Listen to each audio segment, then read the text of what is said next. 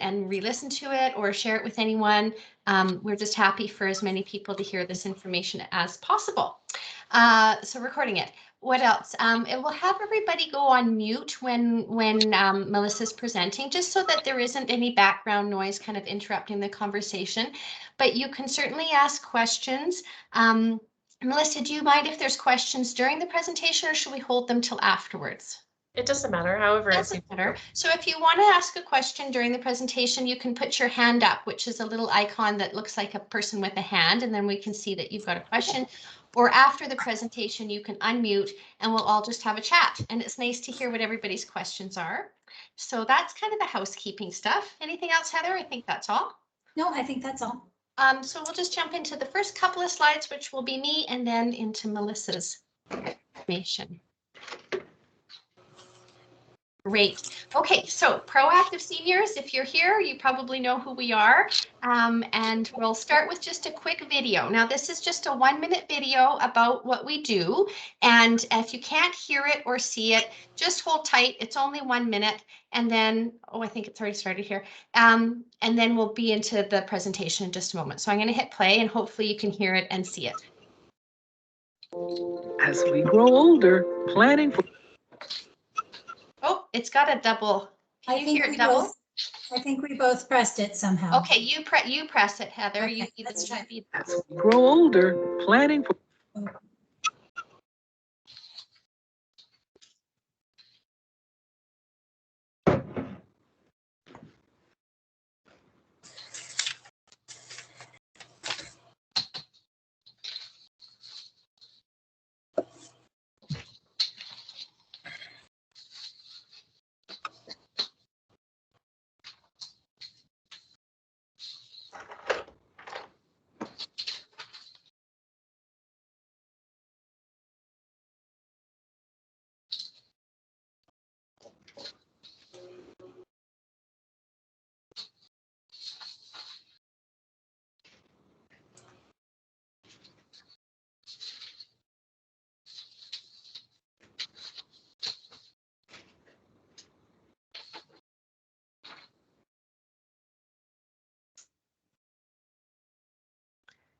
Okay. Oh. As we grow... There we go. We're not that good technically. Sorry, no, we're not. Thanks for listening to that, you guys. I hope everyone was able to hear it. We're really proud of that little video, and it always kind of brings tears to my eyes because it just makes me remember how much we love doing what we do. So 2 quick slides on us. We're an advisory service here in Calgary, and we have office in Kelowna and Edmonton as well, and a really amazing team of advisors, and we help with planning for seniors who want to stay home. We are absolutely thrilled to help that make that happen for people. Planning for seniors who need or want to move to a new setting. Just absolutely love making sure they get into the absolute best possible place they can, and then helping families who are caring for a loved one with dementia and providing coaching and strategies and tips. So this is our team, and we'll move to the next slide, Heather. We don't have another slide, Kathy. Oh, that's all the slides. So I would like to introduce Melissa Smith-Wilkison, and she's here from Santa Fe. Melissa and I first met a few years ago when she lived in Calgary, and she was doing caregiver wellness retreats, and she's still doing that to some extent. And I think you moved more virtually over COVID, so that's wonderfully impressive, doing podcasts. And she's here to talk to us today about caregiver resilience. And we're so happy to have you. Take it away. Oh, you're muted. You got to turn your volume. There we go. Perfect. So I just want to make sure, I guess, Kathy, what you're recording on your screen is probably what everyone else is going to see, because I see myself just as a tiny square. So I'm sure it's fine. Yeah, you're pleased. Okay, perfect. I think it's fine. Yeah. Okay, great. I don't need to see myself. So perfect. So thank you all for taking time to join me today. It's really it's always wonderful to be able to talk about these particular topics because in all honesty, they have sustained me. Without these kinds of practices and mindfulness, and we were just chatting about yoga earlier, but without it, I'm not sure where I would be. And I think A lot of people would probably say the same thing, that if you could think just for a moment of one thing that might have sustained you over these, right, these last 2 years, there's probably something that immediately comes to mind. So whether it's what family or connection or a practice that you have, probably your mother's painting. I feel so lucky to be able to look at that while I'm talking. You know, I think these kinds of things are also varied, right? It depends on what your interests are, what you really gravitate toward. I never, you know, people ask me, well, you know, should I do yoga? Should I do mindfulness? And I'm like, well, what do you already do? What do you enjoy? What really gives you a sense of purpose or lights you up once you start talking about it? And we might discover that it's gardening, or it's, you know, even just walking and talking with friends. Because whatever it is that lights you up, that thing, well, that's what's going to be sustainable, not some sort of new adding on and adding to your list just because you think you should, or because everyone else is practicing it. Maybe I should try it. I always laugh that people who tell me their doctors have sent them to me. I'm like, they wrote a prescription for you to do yoga? Did they specify a type? Like, do they even know what it means? So, you know, without saying, you know, blanket, you should do this, it's really taking some time to reflect what's meaningful for you.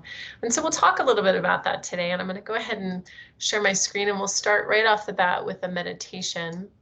Let's see if I can get it to do exactly what I want it to do.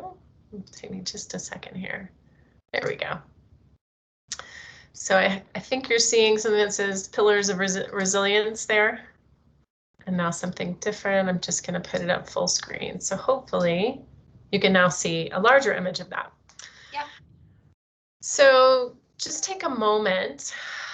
Imagine that wherever you are, you're likely inside, but wherever you are, either you're looking out a window, or if you could even let your imagination carry you a little further, could you imagine just stepping out into this forest? Let your eyes really take it all in. In fact, take a wide view of it. Imagine just taking in this entire view as if it were a landscape.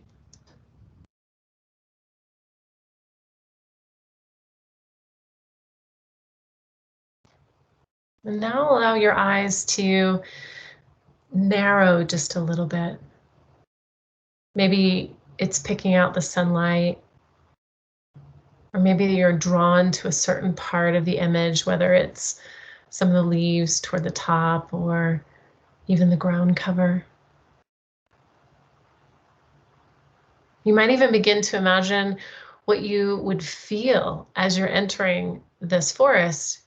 Would there be a wind? What would the temperature be like? Maybe it's your favorite time of year. Maybe it feels just warm enough that you have just the right amount of layers on, and it just feels as if the leaves themselves could embrace you.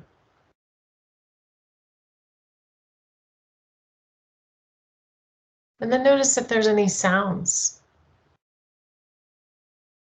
in your imaginary forest. Can you hear yourself walking? Maybe a little crunching of leaves or twigs. Maybe you can hear a rustle of leaves, a bird.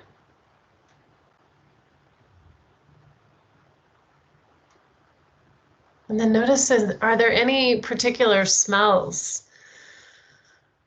Maybe there's that mossy smell. If it just rained, there's that sort of thickness in the air. Or depending on what time of day it is, it might have a different smell.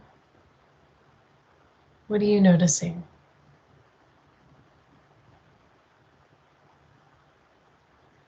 And allow yourself to walk a little bit closer to the tree. You might even pick up a leaf or actually touch the trunk of a tree. What is its texture like? What do you notice?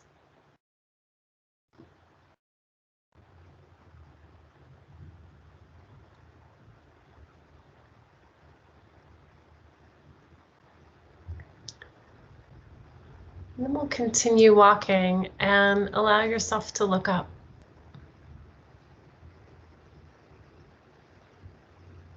What changes from just looking up and shifting your perspective?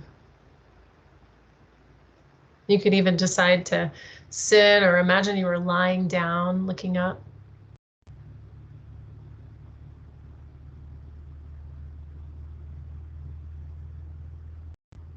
Does anything about the environment itself change for you when you look up? And what do you begin to notice happening inside? So we've been doing this for a couple of minutes now. Can you take a moment to observe if there's any physiological change in you? Maybe your breath is slowed down. Maybe there's a little smile on your face because it's just so lovely.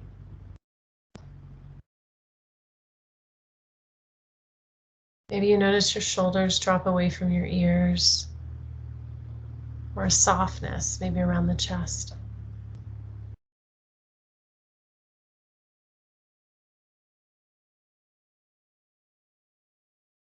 And with this image still in your mind, take your eyes just slightly off the screen. You can either close them or you can look down.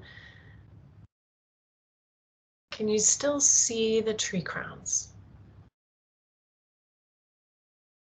Imagine the sunlight penetrating outside of your eyelids so you can still see the light behind the lids. Can you still feel the warmth of the sun? Or imagine it?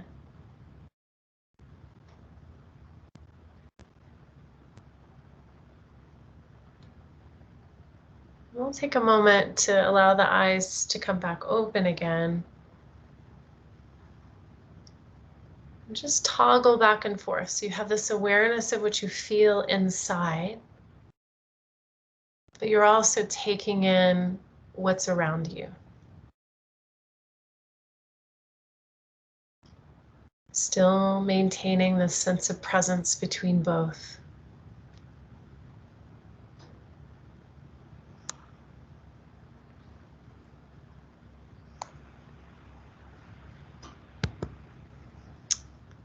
And I'm going to try to stop share, but I'm not sure. There we go. Did I stop? No? There we go. So I would love to hear from you how that felt. What was that like for you to notice the forest, just looking at it for what it is, and then taking a moment to look up? Was it the same or different? I can start first if you like. Yeah. Definitely looking up for me was more of a release rather than looking straight ahead. And I think because when you look and or up in the sky, it's very expansive, and it just made me feel much lighter rather than looking straight ahead. Nice. Did anyone feel any shift in your body or a sensation change inside from the experience? And if you didn't, it's okay.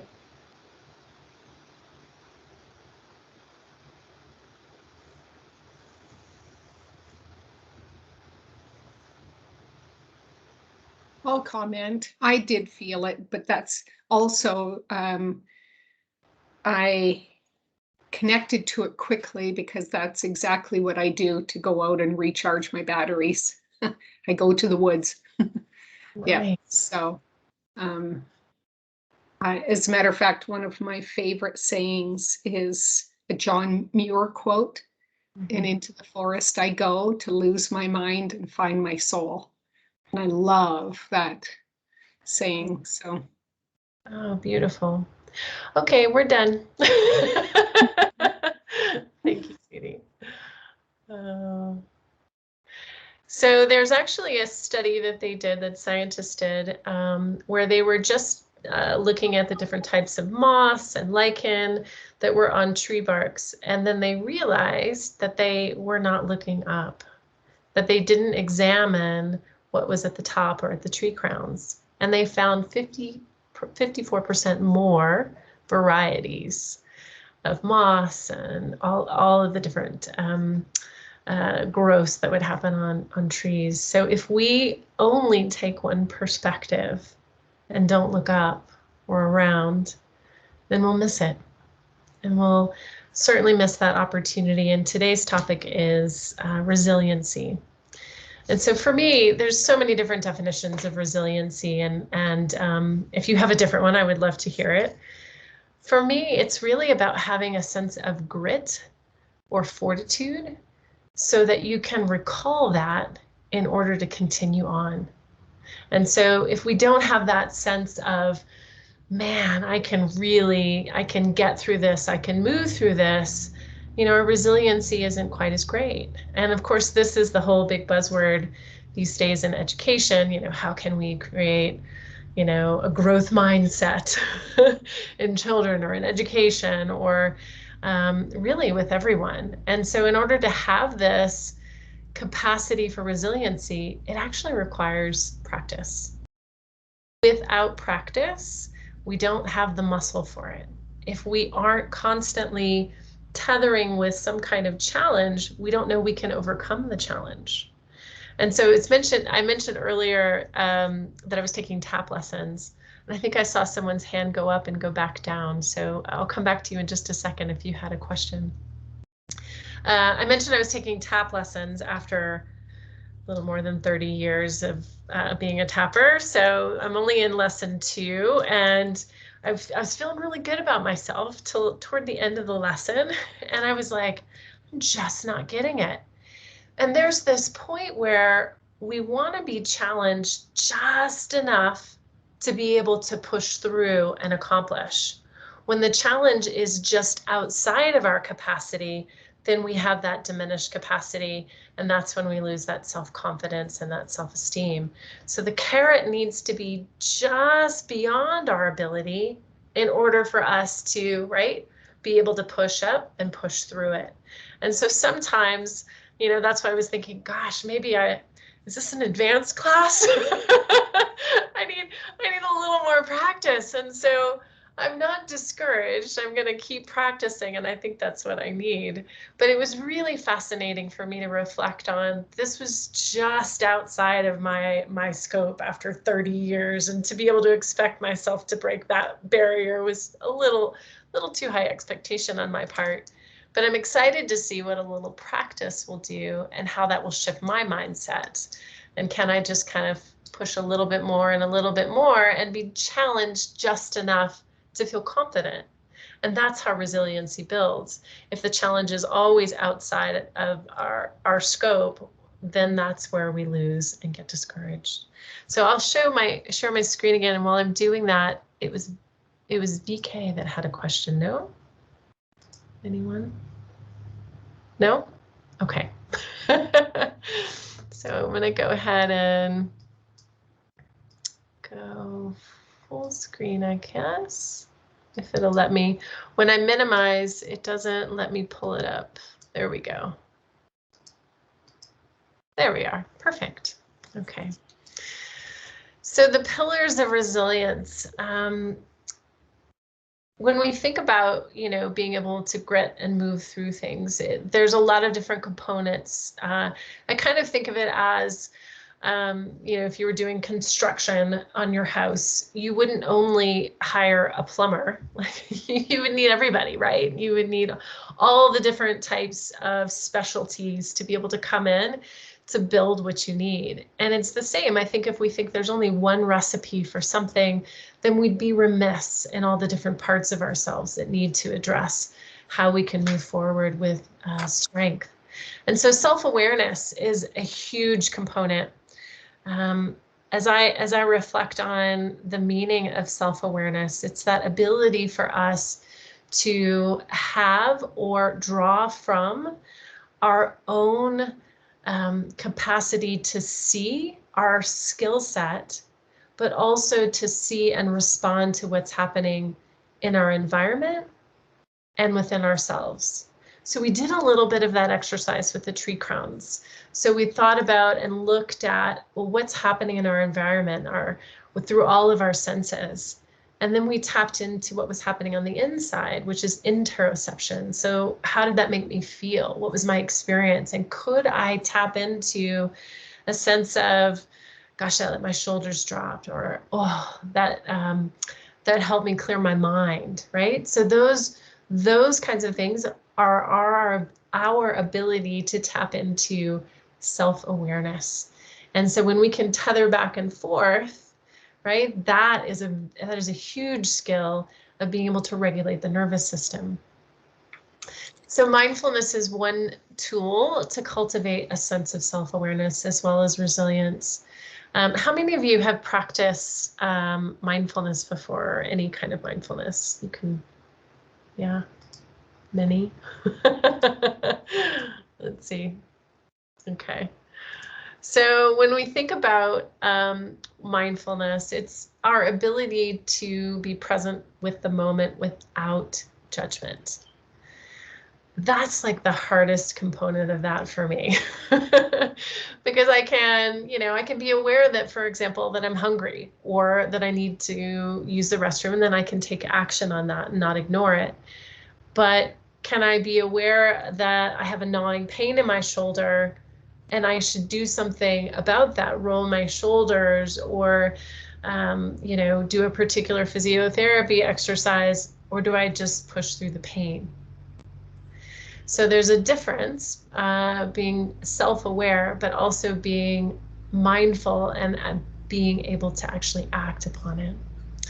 And then that tumbles us into self-care. And I gotta say, I'm a little burned out on the phrase. I don't know, can anyone else relate to that?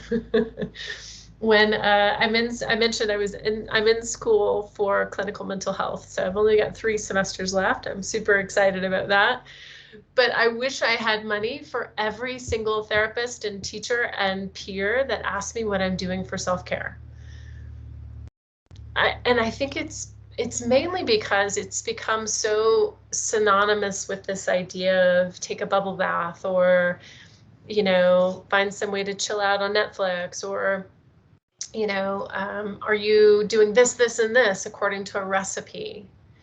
What if we shifted our mindset of self-care instead of to this idea that it needs to be in a particular format or a particular way, that it was really about our overall well-being? So if you really had to think about, well, how am I as a being and how can I nourish that? And it might be something more akin to having stronger boundaries,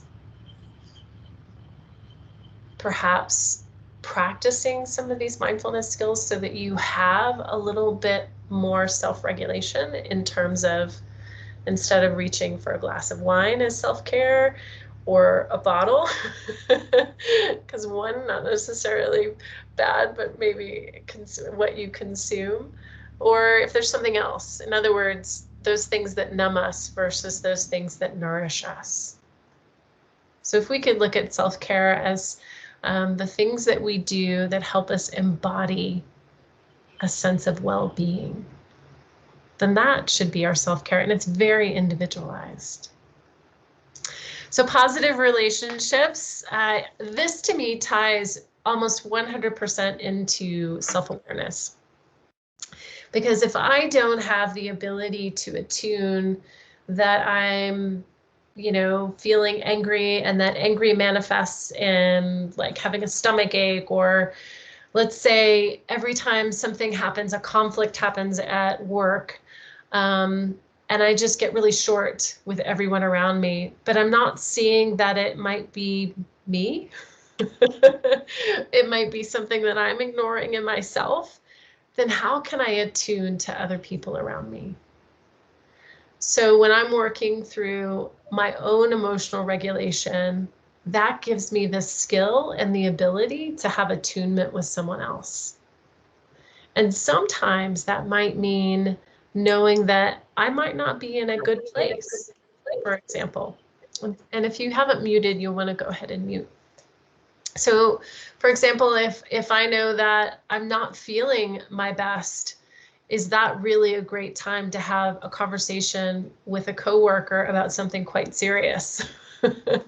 Maybe I need to make sure that I'm doing something in my self-care realm before I have that conversation, whatever that might be, whether it's looking up at the tree crowns or going for a walk or making sure I've had lunch, or I've had my water. So as we move through the pillars of resilience, the last one I have here, which I think is not intended to be last in terms of order of significance, but a sense of purpose. And whether you ascribe to sort of the existential theory of, life is meaning, or meaning creates life. If we don't have a particular purpose or joy, then the fulfillment, right, isn't there. That resiliency muscle doesn't necessarily grow. So if you'll take out just a pen and paper, I'm going to ask you a couple of questions. So this one is also one of those questions where I kind of, not my favorite, because it can be, or can feel forced. And so if this is something that feels like a forced question for you, what am I grateful for today? Then feel free to just write the question down and come back to it later. Gratitude is a practice, but it shouldn't also be forced, because gratitude is also tied in with a sense of feeling. And so when you think about what you're grateful for, so for example, this morning, my son fulfilled his promise to help me clean the house. But 2 or 3 times, I had originally asked him to sweep, and he hates to sweep, like with a passion, and he's not good at it, so I don't mind. But I swept, so he didn't have to. And several times while he was cleaning, he just stopped and came over and gave me a hug. And it was so out of the blue and unexpected that it was absolutely a delight. Well, I'm grateful for my son, but what I get is this feeling of warmth, of connection.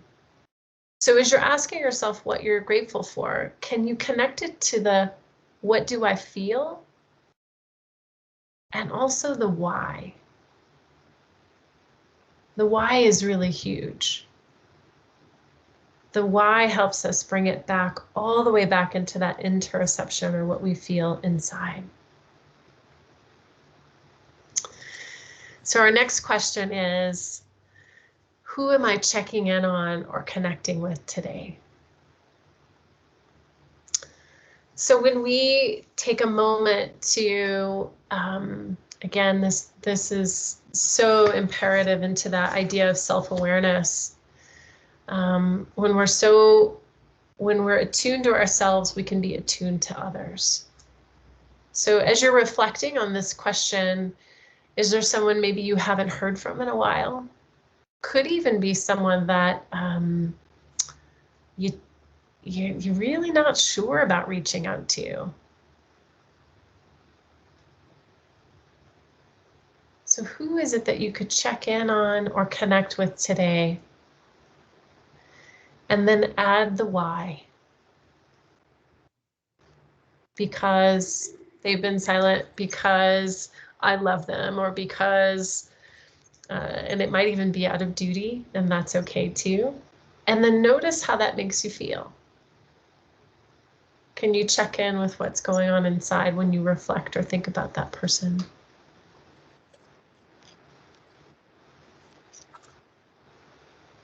And let's pause here before we continue on. Gonna hit the... There we go. I'm getting the hang of the sharing the screen, I hope. let's take a little experiential mindfulness exercise. So you can have your eyes open or closed, but I'll just ask that you just take them slightly off the screen if you do keep them open, just to kind of down-regulate just a little bit. And then if your feet are not attached to the floor, so if you've got your legs crossed, if it's possible to uncross and put both feet on the floor. If it's not, you could also just take your hands and rest them somewhere where you can feel connected to either your feet or your hands. And then paying very, very close attention to the breath as it comes in through the tip of the nose. What is the temperature like?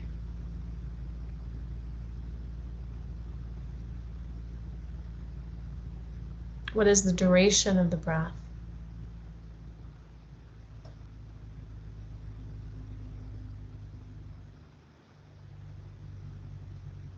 And then moving a little deeper inside, do you notice where the breath causes movement in your body? Or maybe it doesn't. You can notice that also.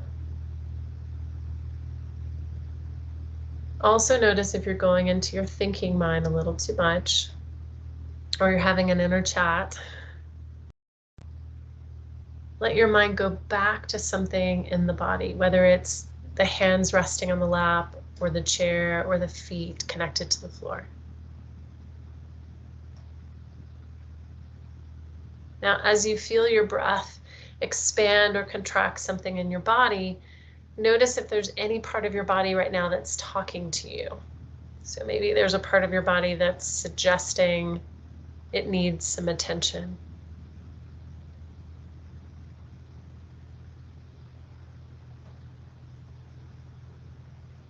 Notice if that is on the right or the left side of your body.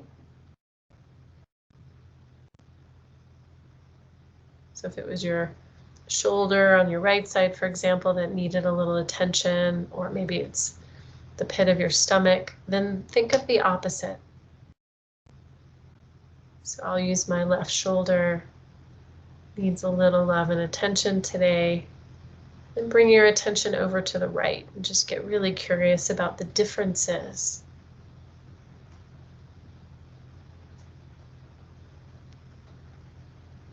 And go back and forth, just with a sense of curiosity.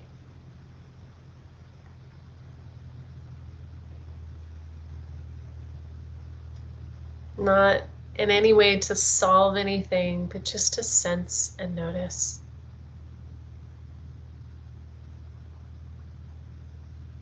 And then imagine feeling both halves of your body all at once. Notice any softness or resistance.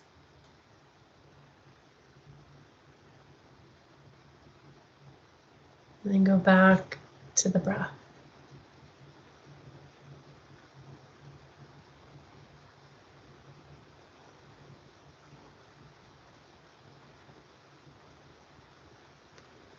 And then before you open your eyes or bring your gaze back to the screen, if there's a single word to describe any sensation or how that short exercise felt for you, just let that word form in your mind.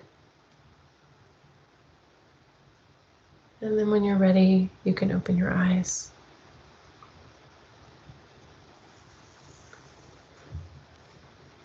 And if you had a single word, if you want to share that, you can.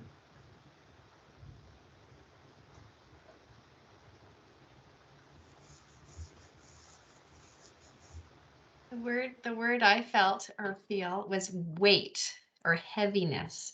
So when I was focusing on one side and the other, they started to feel more solid, more heavy, like there was some settling in. Yeah. Nice. I felt calmness. Calmness. Calmness. And I think particularly because you have such a welcoming and calm voice as well. Thank you. I felt my breath was very short, like it was not deep and like usual.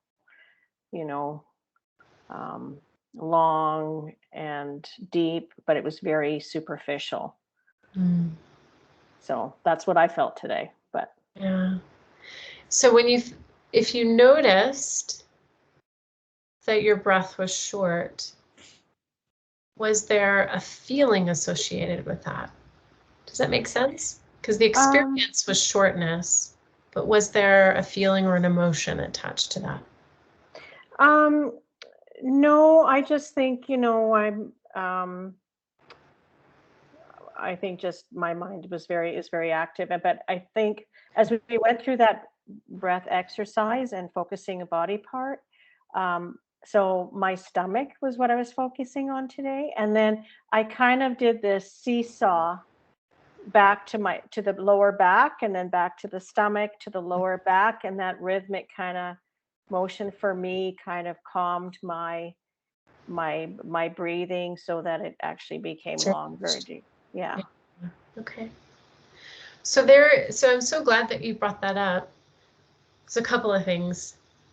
So when we can notice what's happening physiologically, right? That's a thought and that's an experience that we have. But then if we can go a little bit deeper, so just again, without judgment, so just this idea of just being curious and dialoguing, well, I wonder why my breath is shorter. What am I experiencing today? Is there some tiredness? Because what happens when it happens automatically, which is autonomic about the breath, is that we'll begin to have shorter breaths or more inhalations when we're tired. Our body automatically does that for us to kind of wake us up. So it's interesting to kind of starting to think about, how is my body working for my good? And then what do I notice about this so that I can just recognize that it's happening? So that one of the keys to interoception is not just being able to notice that we have an ache and pain, but to kind of be with that ache and pain, and then we have a decision or a choice. I can do something. So I can do a movement and see if that changes it. I can pay attention to it. In other words, I don't have to ignore it. I can look at this as my body telling me some kind of action needs to happen. Because if I do ignore it, I don't know if any of you have ever had pain in your body. Probably most of us, right? It starts as a whisper. And then it just gets louder and louder and louder until we go, I cannot ignore you anymore. Thank you very much. Whatever it is, right? Whether it's sciatica, like your mother was experiencing, or my dad's dealing with plantar fasciitis again. And, you just kind of go, oh, but I saw the signs, or I felt the signs earlier. I wonder. So just taking that time to kind of move in with that. And also beginning to explore the idea that there could be an emotion with it as well. So for me, when my breath is shallow like that, there's usually some anxiousness that's tied along with it. And if I really pause for a moment, I can find or string that anxiousness somewhere in the day. Then I can ask myself, is that true? Is that really like something I need to be anxious about? Like, is this worry really helping? So I can start to ask myself a little bit of the cognitive questions to go back to, right, the inner landscapes. You can kind of tether between both. Anything else before we move on? I have a couple more questions from my list. I want to just relate your thought there from how you said physical pain starts as a whisper and we can ignore it, and then it becomes louder and louder and louder unless we do something about it. And I think from the people that are in a role of being a caregiver, you can have emotional pain that is also a whisper, and you can just sort of ignore it. But if you do, eventually it becomes louder and louder and louder, so then you can't ignore it. So just recognizing, I think, that there's that concept works both for physical pain and emotional pain. Absolutely. Yeah. And I think whisper is easy to ignore. The yelling is not. Exactly. Well, I'd love to chat sometime. You've probably done some sessions on grief. And for me, the heart of emotional pain typically is some kind of grief related. And if you think about the definition of grief, right? It's some kind of loss that has manifested in different types of emotions. So it's when we feel a disconnect from something that we have been connected to. And that can show up like in almost any kind of emotion, right? And so it's interesting, you know, whether that's even an expectation. We can have a loss of expectations. We can have a loss of a physical person. We can have even a loss of emotional connection with a person that's still physically with us, which is a type of ambiguous loss, right? So there's so many of these things, and they work sadly both ways, right? Our emotional pain can cause physical pain, can cause physical symptoms, and vice versa. The physical symptoms can also trigger some emotional things. So at the heart of that is just what's there, what's true. And then now that you've paid attention to it, right? One of those pillars of resilience is self-awareness. When you pay attention, then you have choice. You have agency. If you keep ignoring it, you're actually dampening your own agency. But when you say, hello, you know, there's different ways you can address it. You can yell at it. You can be silent with it. You can be silly with it. You can, you know, just talk to it like another person. Like there's lots of ways you can look at whatever is happening and treat it as if it were the best part of you instead of something that it needs to be gotten rid of, and then see what happens. So, okay, I'm going to share my screen again. Not sure I'm getting any better at this or not, but here we go. All right. Whoops, I should go back one. There we are. What expectations of normal am I letting go of today? What expectations of normal am I letting go of today?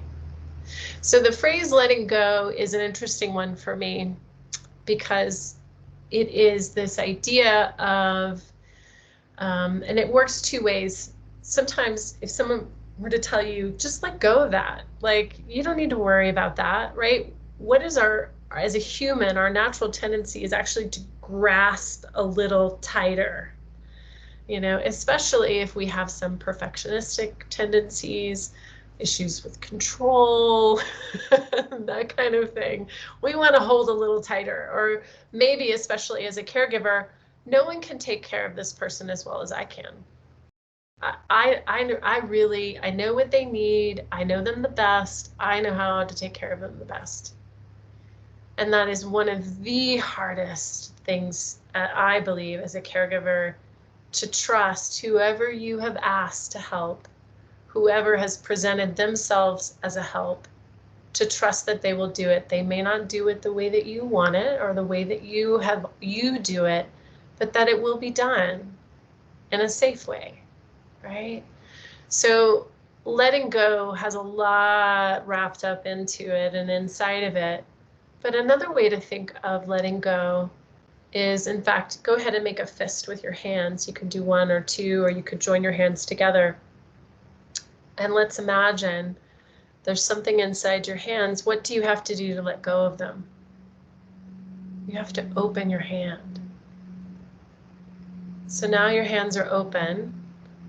What can you now do with open hands? You can do something else. So if you're still holding on to the other thing, this idea of normal during whatever life was before COVID, or whatever you thought before caregiving happened, or, you know, whatever normal used to be for you, what would it be like to just shift your perspective so that your hands were free? So if there is a word that comes to mind, you could jot that down. I love this one. Am I getting outside today? So we started with looking at the trees, and many of you related to just nature, feeling calming, reassuring, clearing your mind. And so this really tethers very well with the fifth one as well, which is, how am I moving my body today? So if I'm thinking about being outside or how nature affects me, there's actually a study, it's a pretty well-known study about hospitalization and patients that come into the hospital. And so they would put, patients in a room with no window, and they put ones with a window, and those with a window were discharged up to 2, 3, 4 days earlier than those without a window. Just a window to look outside, not even being outside, but just the capacity to see and witness nature. Because if you've recently, I don't know what movie you've watched lately, or if you've watched any TV, our brains do not tell the difference. That's why we get scared in a scary movie. That's why we cry when something emotional happens in a movie, because our bodies actually experience what is happening in the movie, even though it's not real. The same is true with nature. So even just if you're working with someone who perhaps doesn't have the capacity to be able to move in and outside, but having the accessibility to nature, having the accessibility to beauty will make a huge difference. And they'll make a difference in your life as well. Moving your body. I really, really hope that each of you has some kind of movement practice. And it doesn't need to be anything strenuous at all. In fact, studies are showing that if you're looking at the benefits of running versus walking, walking actually has just as much cardiovascular and health benefits as running. So, and less risk than running does. So moving any way that you can will mean that you can continue to move. So I won't stay long on this soapbox, but I'm beyond a believer in movement. Even if it's small spurts, if you don't have time for a long walk, can you do a couple of short walks throughout the day? And in fact, that will boost your energy, and that will also boost your mood. So there's so many little ways that you can tie in movement. So if you've got that pen and paper, write down movement, and then you can work on filling in the blank. So if that isn't sort of your practice, or maybe you have a wish list, it's not about getting out and really doing something you haven't done before. It's, what am I doing right now that could be enhanced, that I could do just maybe a little bit more of? And notice how you feel. Notice how you feel. I'm going to finish with, there's a beautiful, I'm going to have to pull up my screen to show it. Dun, dun, dun. It's called A Blessing for Presence. I don't know if you've heard of John O'Donohue. He's passed away now, but he's one of my favorites.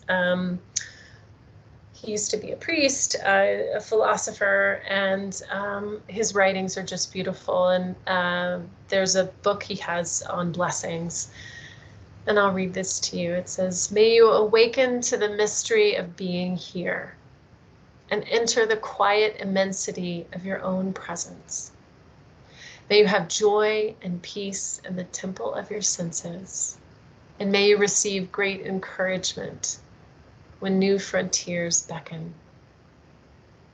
May you respond to the call of your gift and find the courage to follow its path. May the flame of anger free you from falsity, and may the warmth of heart keep your presence aflame, and anxiety never linger about you. May your outer dignity mirror the inner dignity of your soul. May you take time to celebrate the quiet miracles that seek no attention. And may you be consoled in the secret symmetry of your soul. May you experience each day as a sacred gift, woven around the heart of wonder." Take a moment to take your eyes off the screen again, or close them if that feels good for you. feel some contact of your hands against you or your feet against the ground. Feel the coolness of the breath coming in at the tip of the nose and the warmth as it exits.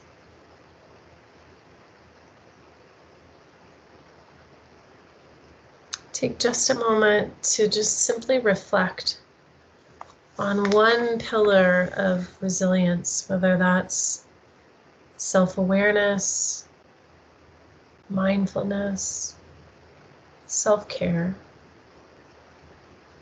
positive relationships, or purpose.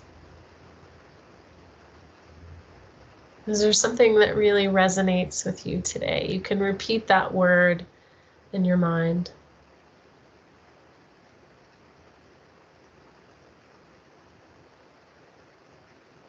And then notice how that makes you feel.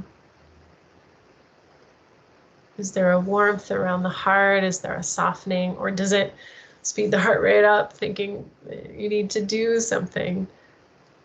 Remember that perseverance is really a part of our character.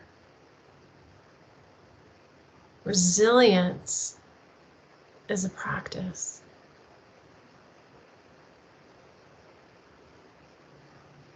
Take one more exhale here. When you're ready, open your eyes and bring your gaze back. We've got a couple of minutes if you want to ask a question or two or share about your experience today.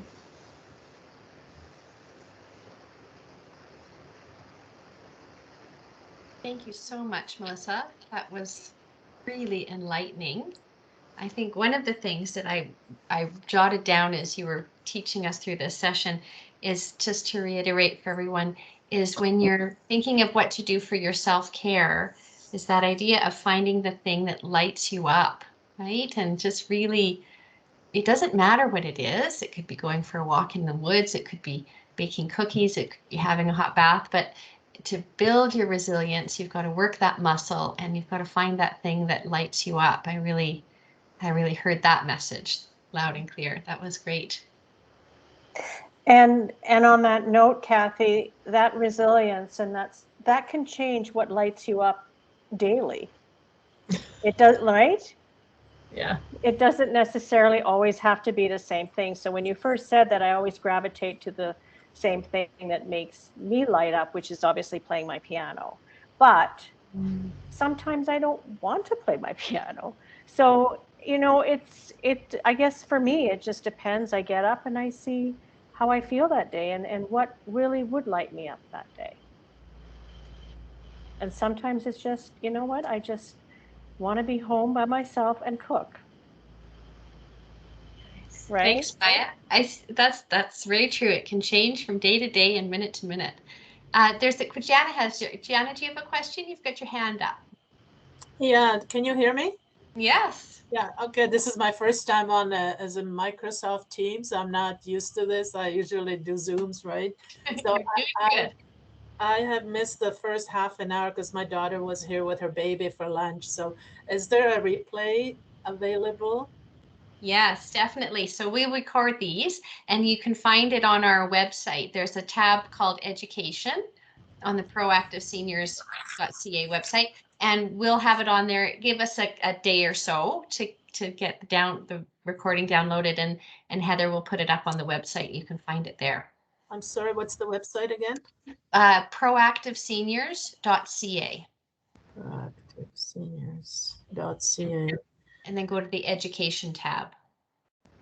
Okay. I think I'm just beginning to be a caregiver for my brother who lives in Ontario, and he was visiting us here over the Christmas holidays, but now he got back and there seems to be a little bit of a mental delay, like he's not able to remember his passwords. He's not able to retrieve his messages on the phone. So there's definitely something going on with him. And I don't really know, because he's in Ontario, I'm in Calgary. I don't really know where to go, where to ask for help, or, you know, I don't know my next step, but obviously he's 75 and he will be needing some kind of a help, and he's a hoarder as well. So there's a mental issue with him. So right now it's overwhelming, but I don't know where to find help. Well, Jan, if you want to send me an email, I can send you, we have a couple companies that do the same sort of work that we do in each of the provinces. And so I can connect you with the two gals that are in Ontario, and they might have some help for you. Okay, and what's your email? I'm sorry. That's okay, Kathy, so Kathy, Yeah. at proactiveseniors.ca. Thank you. Connect you with those ladies. Yeah. All right. I have to jump in and say hi, Yana, because I worked with you forever ago with Comfort Keepers. Judy, you know what? When I saw your name, I said, I know this girl. Yeah, yeah, we did work at the Comfort Keepers. That's right. That's like, 10 years ago, maybe, or whatever. Good to see you. Yeah. Interesting.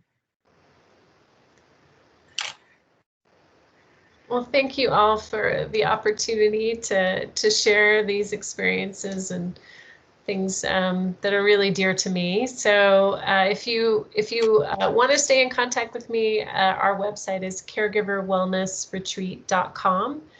And if you sign up for our email list, I do quite a bit of these talks throughout the year, some mindfulness series and some other types of series as well. So I'd love to stay connected and support you in any way I can. And everything that we do is free. So there's no cost. That's so great, Melissa. I think we saw Vi had her hand up. Vi, did you have a question? And Maya's got her hand up. Just jump in, you guys. If you got a question, just jump in. Well, Kathy, we don't want to be rude. No one would ever think that. I just have to. Can you hear me? Pardon me? Are you able to hear me? Oh, yeah. Vi, is that you? Oh, sorry, Vi. I'll let Vi talk. That is. Oh, Yeah, that's go okay. ahead, Vi. We can hear you. I love the beginning with the scenery in the forest, and I just wanted to ask if you know of the term called forest bathing.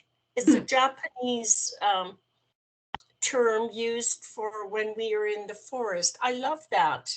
Mm-hmm. Yeah, there's some really great science behind it now. Yeah, it's fantastic. So, and it's interesting that we need a whole research study and terminology called forest bathing just to be outside, right? So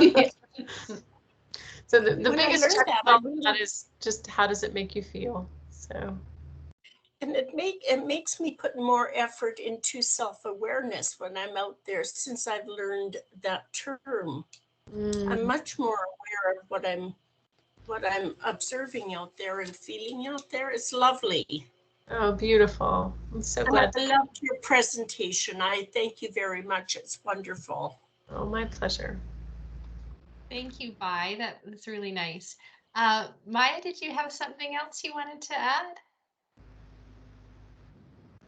Go ahead. Yes, just a couple of things. I as well want to thank Proactive Seniors and Melissa so much for such a wonderful 1-hour webinar. And I am so looking forward to many more of these. And Melissa, I'm so happy that I had an opportunity to see you again. And I'm going to actually go to your website and catch up a little bit and see what you've been up to. I had no idea. Oh gosh, yeah. So not you need to have too much more of me, but we've got like 22 podcast episodes and all kinds of stuff on there. Yeah, so yeah, no. it'll be a rabbit hole. But I have to say, it's really wonderful to, I think for me today, it gave me comfort and having this connectiveness for this hour. And I really, really appreciate it. And I love the questions. You know, I do gratitude every day, but you, for me today, have actually turned it up a notch, which I really, really appreciate. And I think all of these questions, except I have to ask you, what is number 6? because you have number 6 and it talks about beauty. So I need to know what. I didn't because I saw we were running short on time. So, Kathy, can we not see what number 6 is? so number 6 says, what beauty am I creating, cultivating, or inviting in today? See, that's beautiful. How could we not have that? I know. Just that's me watching the time. So yeah, so I'll repeat that again. What beauty am I creating, cultivating, or inviting in today? Yeah. So thank you for helping me turn up a one notch that, daily questions, and really I'm finding that really helpful. So thank you so much, everybody, for this lovely hour. Oh, my pleasure. Thank you, Maya. Thank you. And Melissa, thank you again. It's been so nice to reconnect with you and see you again. It's been a long time, and really appreciated you sharing this knowledge you have with us. And if anybody wants to reach out to Melissa, you can find her at caregiverwellnessretreat.com. And we're always here to reach out to us if you have any questions, and we're always happy to help. And so thank you all so much for your time. And this will be on our website if you want to see it again, share it with someone, anything like that. Thanks, everybody. Thank you. Bye-bye. Thank you. Thanks.